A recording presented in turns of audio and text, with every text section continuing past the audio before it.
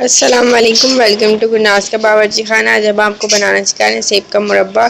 इसके लिए हमने सेब ले लिए हैं, 8 सेब ले लिए हैं हमने, जिसे हमने धोकर साफ छील लिया है। उसके बाद हमने इसमें छुरी की मदद से होल करके इसके अंदर के जो बीज थे वो निकाल लिए हैं।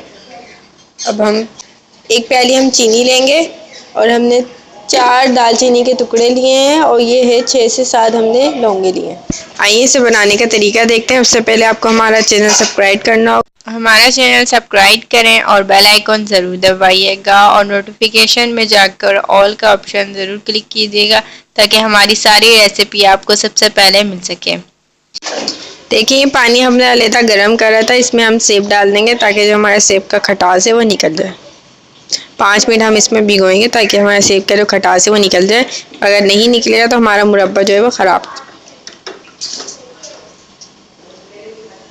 वैसे हम ढक्कन ढक देंगे ताकि अच्छी तरह भाप में इसका खटास निकल जाए।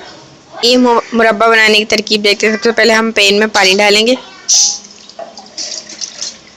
1 कप हमने पानी लिया है। उसके बाद हम चीनी लेंगे 1 प्याली। उसके बाद हम ये दालचीनी और लौंगे जो हमने आपको बताई थी वो डाल देंगे और अब इसको हम पकने रख देंगे। इसका हम शीरा बनाएंगे।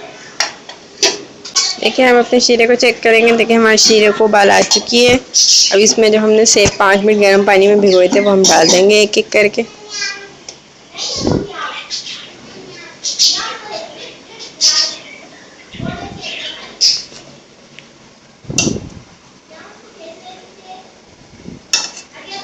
हम इसको शीरे में पकाएंगे ताकि बाज़ार में जैसा सेब का मुरब्बा बनता है वैसा।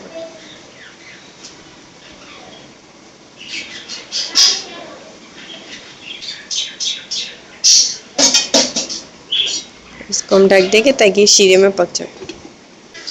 देखिए हमारा सेब का मुरब्बा जो हमने बनाया था ये तैयार हो चुका है। लेकिन इसका जो शीरा था बिल्कुल खुश्क हो चुका है और ये शीरे में बिल्कुल इतना गाढ़ा शीरा होना चाहिए इसका। और हमारे जो सेब है वो भी इस शीरे में गल चुके हैं और बिल्कुल साबुत है, टूटने नहीं चाहिए सेब। हमारा शीरा तैयार हो गया है, इसको हम डिश आउट।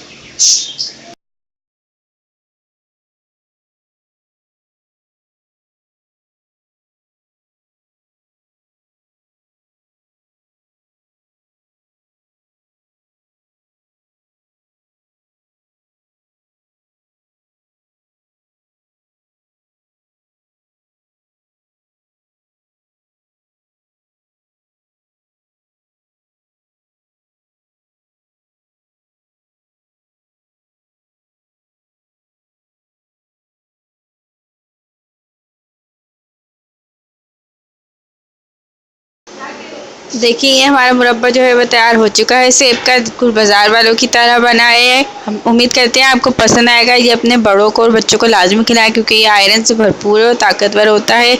अगर आपके घर में कोई कमज़ोर इंसान है तो उसको लाजमी खिलाएं, ये सेहत से भरपूर है। उम्मीद करते हैं आपको पसंद आएगा। खुद भी खाएँ, दूसरों को भी खिलाएँ। हमारी रेसिपी ज़्यादा से ज़्यादा शेयर करें क्योंकि हम हर चीज़ घर में बनाना सिखाते हैं। अगली डिश तक के लिए अल्लाह हाफिज़।